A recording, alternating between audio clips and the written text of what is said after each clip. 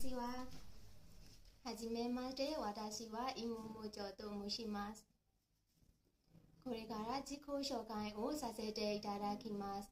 2017年に美大学を科学学部で卒業しました。学士です。2025年10月1日に介護特的の知識と技術を学ぶ合格しました。介護特的の日本語コミュニケーション能力は10月31日に合格しました。私は社会人になったら仕事においてプロフェッショナルであることを目指します。プロフェッショナルとは人のことを考えて人のために働けることだと考えています。日本の環境介護サービスの会社で力を入れて日本の文化やルールを守って上司や同僚、お客様、そして家族も含まれています。そういった人たちをお世話にできるように仕事を頑張りたいんです。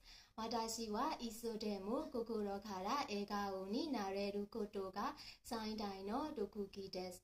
過去は政府間接訴訟の高速道路部署で経理士担当者立場で6年間働きました。公共事業に対して入札や税金の使い方の仕事です。新しい道路の建設によって高層便利化要塞や観光地として開発市民生活を豊かにという視点を持って道路を使っているお年寄りも高齢者も体の不自由な方も常人や患者さんも毎日使うことを考えています。